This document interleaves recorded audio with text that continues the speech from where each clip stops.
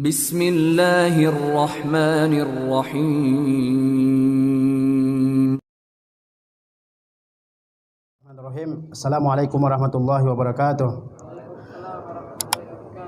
Alhamdulillahirabbil alamin wala aqibatu lil muttaqin wala udwana illa 'alal zalimin. Asyhadu an la ilaha illallah wahdahu la syarikalah wa asyhadu anna Muhammadan 'abduhu wa rasuluh sallallahu alaihi wasallam la nabiyya ba'dah. Para santri yang dirahmati oleh Allah tabaraka wa taala, mari kita bersyukur kehadirat Allah Subhanahu wa taala yang senantiasa memberikan nikmat-Nya kepada kita semua. Di antaranya adalah nikmat al-iman, nikmat al-Islam, nikmat talabul ilmi, nikmat diberikan kesempatan untuk menuntut ilmu yang tidak Allah berikan kecuali kepada orang-orang yang Allah kehendaki dia menjadi orang yang baik. Sebagaimana Rasulullah SAW bersabda, "May yuridillahu bihi khairan yufaqihu fid din." Barang siapa yang Allah kehendaki dia menjadi orang yang baik, Allah buat dia mengerti, memahami agama ini. Ini suatu nikmat yang besar dari sisi Allah Subhanahu wa taala. Betapa banyak manusia yang hidup di atas dunia ini yang tidak mengetahui hukum-hukum agamanya, tidak tahu akidah yang benar, tidak tahu ibadah-ibadah yang benar, tidak tahu yang halal yang haram, tidak mengetahui yang hak yang batil. Padahal dia seorang muslim dari kedua orang tua yang beragama Islam, hidup di tengah-tengah umat Islam. Banyak sekali kita lihat dalam kehidupan kita ini. Kita alhamdulillah Allah Subhanahu wa taala berikan waktu untuk menuntut ilmu, dan ini adalah suatu nikmat yang harus kita manfaatkan sebaik-baiknya. Salawat beserta salam kita hadiahkan buat Nabi kita Muhammad sallallahu alaihi wasallam dengan mengucapkan Allahumma salli ala Muhammad wa ala ali Muhammad kama shallaita ala Ibrahim innaka Hamidum Majid. Para santri dan santriwati yang dirahmati oleh Allah Subhanahu wa taala, dalam kehidupan kita ini kita mesti memperhatikan dua hal. Yang pertama, husnul muamalati ma'ar rabbi wa husnul muamalati ma'an nasi. Yang pertama adalah baiknya hubungan seseorang dengan Allah Subhanahu wa taala, penciptanya, ya, yaitu dengan beribadah kepada Allah Subhanahu wa taala sesuai dengan yang ditentukan oleh Allah Subhanahu wa taala dan dengan memperhatikan keikhlasan dalam beribadah. Yang kedua adalah wa husnul muamalati ma'an nas, baiknya hubungan seorang dengan manusia yang lain. Ini yang kedua yang harus diperhatikan oleh seseorang. Seorang muslim tidak cukup menjadi orang yang beriman, yang bertauhid, yang bertakwa kepada Allah Subhanahu wa taala, tetapi dia tidak memiliki hubungan yang baik dengan manusia.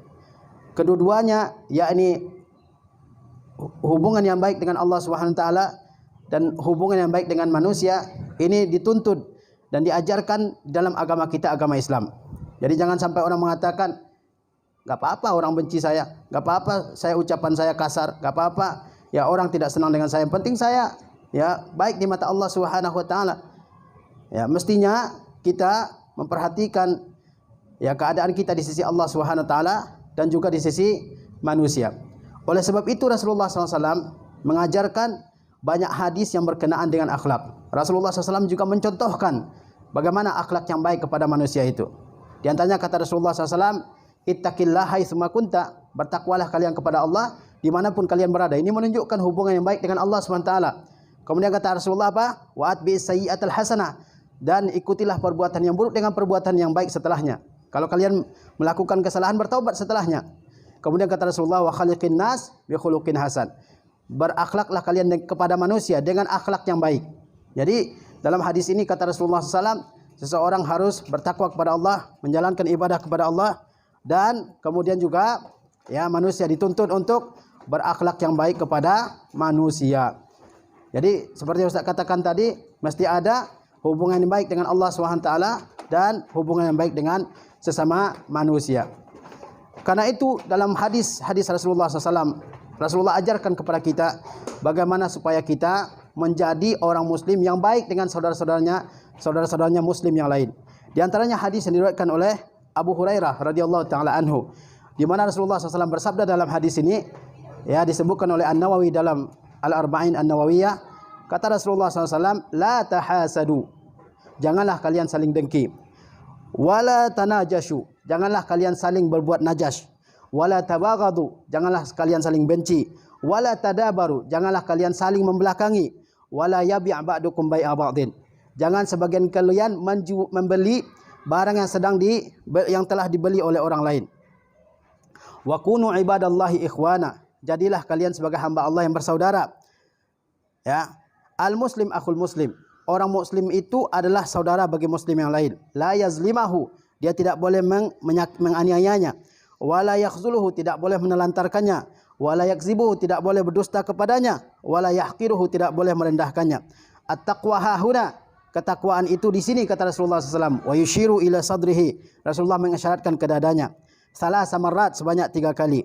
Bihasabi mri'in minasyarri an yahqira akhahul muslim. Sudah cukup seseorang dianggap berbuat buruk apabila dia menghina saudaranya yang beragama, yang sesama muslim. Kullu muslim alal muslim haramun. Setiap muslim atas muslim yang lain haram atasnya damuhu, untuk menumpahkan darahnya, wa maluhu, untuk mengambil hartanya, wa irduhu, dan juga merusak kehormatannya. Ini beberapa ya akhlak-akhlak yang dianjurkan oleh Rasulullah SAW, diperintahkan oleh Rasulullah SAW untuk kita terapkan dalam kehidupan kita, agar kehidupan kita menjadi kehidupan yang tenang, yang damai, yang penuh dengan ketentraman. Pertama kata Rasulullah, la tahasadu, jangan kalian saling dengki. Ya, jangan kalian saling dengki. Dengki itu dalam bahasa Arab disebut dengan al-hasad, yaitu adanya niat dalam diri seseorang, dia berharap dari orang lain supaya nikmat Allah yang ada pada orang tersebut hilang. Ya. Ini namanya apa? Al-hasad. Dia ingin nikmat yang Allah berikan kepada orang lain hilang dari orang tersebut. Bisa saja pindah ke dirinya ataupun pindah ke orang lain, atau hilang sama sekali. Dia ingin nikmat yang ada pada orang lain hilang. Ini penyakit ya yang ada dalam hati. Dan ini adalah penyakit yang sangat berbahaya. Ya. Apabila kita melihat ada orang yang Allah lebihkan daripada kita dalam suatu hal, mungkin dari segi harta, dari segi ilmu, dari segi rupa, wajah dan sebagainya, maka kita tidak boleh hasad kepada dia. Kita bermohon kepada Allah SWT, berdoa kepada Allah SWT agar Allah berikan kita seperti yang diberikan oleh Allah kepada saudara kita sesama muslim, tanpa berharap, berangan-angan ya nikmat tersebut hilang dari saudara kita orang muslim tersebut. Ya. Dan dengki inilah yang menyebabkan iblis dikeluarkan oleh Allah SWT dari mana? Dari surga. Ketika Allah SWT perintahkan ya iblis untuk sujud kepada Nabi Adam, dia enggak mau. Kata dia, ana khairum minhu, saya lebih baik daripada dia. Khalaqtani min nar wa khalaqtahu min tin. Engkau ciptakan aku dari apa?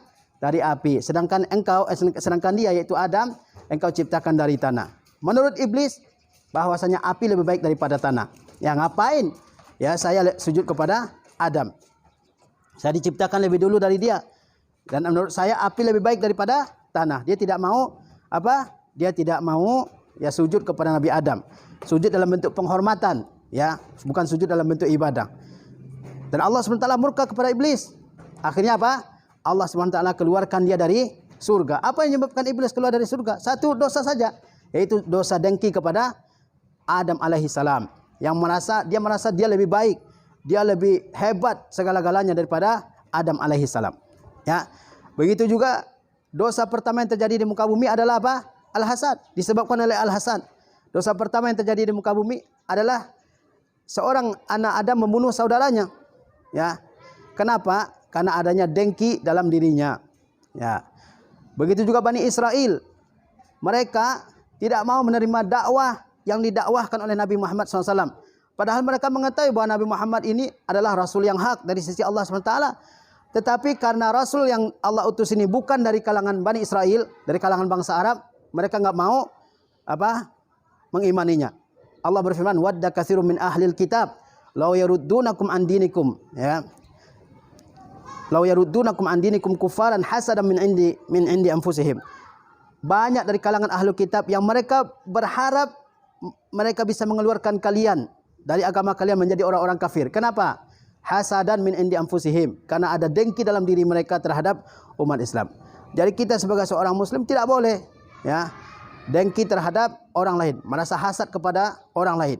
Ketika kita lihat ada orang yang dilebihkan dari kita, ya jangan dengki kepada dia. Mohon kepada Allah SWT agar Allah berikan kita nikmat mungkin yang seperti dia atau lebih daripada dia, dan mohon kepada Allah agar Allah memberikan berkah kepada nikmat yang Allah berikan kepada saudara kita. Hasad dibolehkan dalam 2 hal saja. Yang pertama, ketika orang Allah berikan harta, kita berharap supaya Allah berikan juga kita harta sehingga kita bisa menggunakan harta tersebut dalam kebaikan.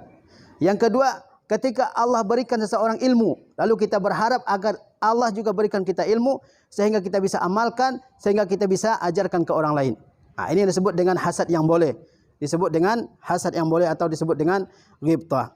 Kemudian kata Rasulullah SAW, la tanajashu. Jangan kalian saling najash. Apa itu najash?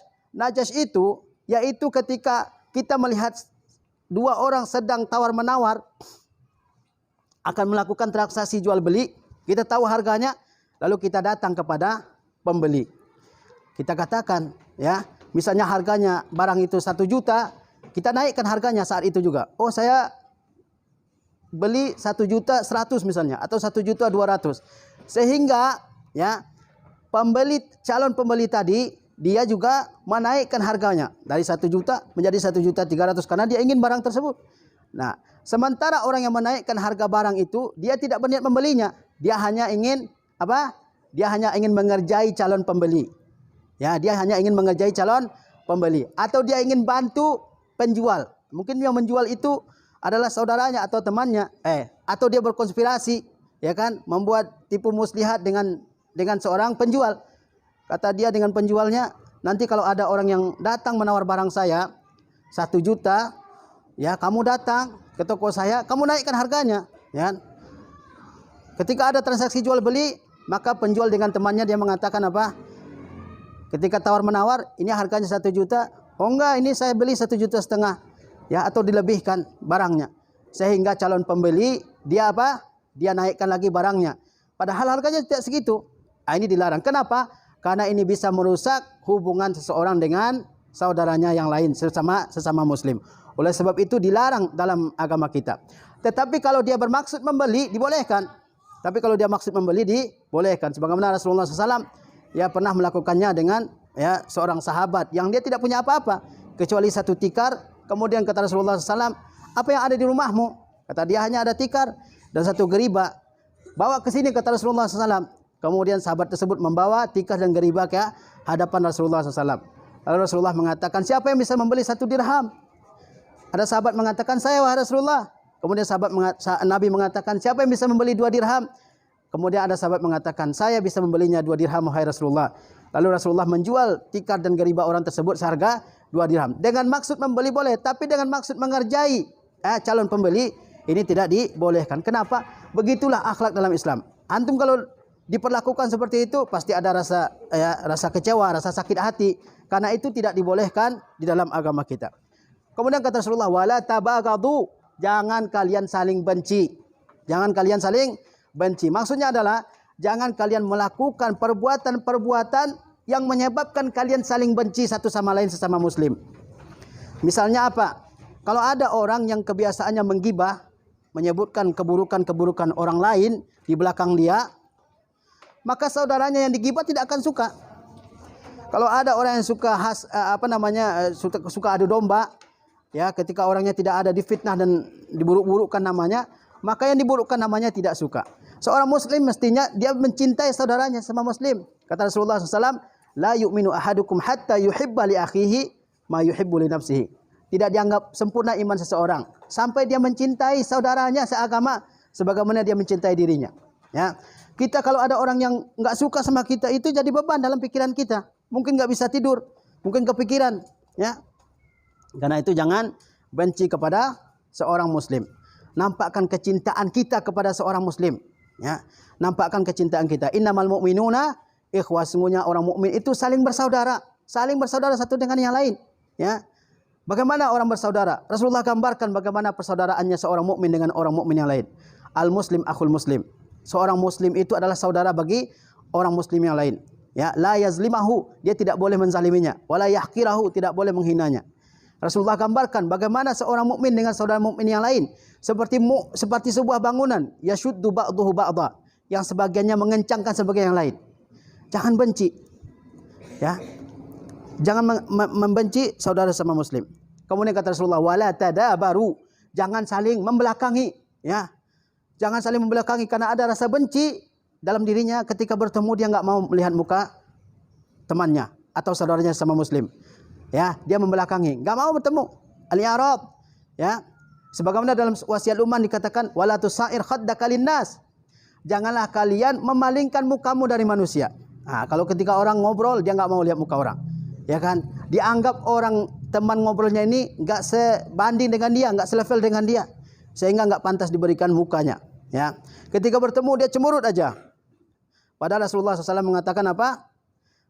Kata Rasulullah SAW, ketika bertemu hendaklah engkau ya dengan muka yang berseri-seri, biwajhin talqin, dengan muka yang ceria. Ya, begitulah harusnya seorang muslim. Coba kita bayangkan ketika kita kenal seseorang, sudah akrab, kemudian suatu saat dia bertemu dengan kita, dia nggak mau lihat muka kita, ya. Dia memalingkan mukanya ke arah lain misalnya. Apa yang ada dalam pikiran kita? Bermacam-macam pikiran. Mungkin kita mengatakan saya salah apa? Saya melakukan apa terhadap fulan? Kenapa dia begitu? Kenapa dia begitu? Itu yang ada di dalam pikiran seseorang. Ya, ketika orang lain memalingkan mukanya dari, buang muka darinya. Ini nggak boleh. Ya, ini tidak boleh dalam agama kita. Hendaklah kita bertemu dengan saudara kita dan muka kita ceria. Ya, tersenyum. Sebagaimana Rasulullah mengatakan, tabassumuka fi wajhi akhika sadaqah. Senyummu di hadapan muka saudaramu adalah suatu sedekah. Ya. La tahqiranna minal ma'rufi syai'an walau an talqa akhaka biwajhin talq. Jangan menyepelekan kebaikan sama sekali walaupun sebatas tersenyum ketika bertemu dengan muslim yang lain. Ya. Kemudian kata Rasulullah SAW, wala yabi' ba'dukum bai'a ba'din. Jangan sebagian orang membeli ya penjualan sebagian yang lain. Ketika sudah ada ya yaitu transaksi sudah terjadi, si fulan sudah membeli barang dari si fulan, jangan datang kepada pembeli dengan mengatakan, kamu beli barang ini berapa? Misalnya saya beli ini 1 juta. Oh, saya jualnya lebih murah, saya 800 misalnya. Sehingga pembeli tadi merasa bahwa dia sedang ditipu oleh penjual barang tadi. Ini juga tidak dibolehkan. Paham maksudnya? Ya, ketika ada ya transaksi, sudah terjadi transaksi, misalnya harganya sudah tepat 1 juta misalnya, jangan mendatangi kepada pembeli. Jangan mengatakan, kamu beli barang ini berapa? Dia katakan misalnya 1 juta. Oh, saya jualnya lebih murah. Saya jualnya 700 misalnya. Sehingga pembeli tadi merasa apa? Merasa ditipu, merasa dirugikan dalam jual belinya. Mungkin dia juga akan batalkan jual belinya. Sehingga antara pembeli dengan penjual tadi terjadi kebencian dalam dirinya. Marah, kesal. Ya kan? Dan ini tidak dibolehkan. Ini tidak dibolehkan dalam agama kita. Sudahlah. Kalau sudah terjadi jual beli, biarkan aja. Allah SWT yang memberi rezeki kepada hambanya. Nah, ini juga tidak dibolehkan. Jadi menjual barang di atas penjualan barang orang lain juga tidak dibolehkan. Kemudian kata Rasulullah SAW, wa kunu ibadallahi ikhwana. Jadilah kalian sebagai hamba-hamba Allah yang bersaudara. Jadilah kalian sebagai hamba Allah yang bersaudara. Innamal mu'minuna ikhwah. Sungguhnya orang-orang mukmin itu saling bersaudara satu dengan yang lain. Bagaimana persaudaraan ini dimaksud? Ya, yaitu saling tolong menolong. Wal mu'minuna wal mu'minat ba'dhuhum awliya'u ba'd. Orang-orang mukmin laki-laki dan orang-orang mukmin perempuan, mereka itu adalah penolong bagi yang lain. Seperti itulah kehidupan kita ini. Ya. Jadilah sebagai hamba Allah yang bersaudara. Dalam agama kita, hubungan persaudaraan karena agama lebih kuat daripada hubungan persaudaraan karena nasab. Kalau kita punya saudara kandung tapi kafir, dia bukan saudara kita yang sebenarnya. Tapi kita punya saudara sesama muslim, bukan keluarga kita, bukan kerabat kita, bukan adik kakak kita, tapi dia mukmin, dialah saudara kita yang sebenarnya.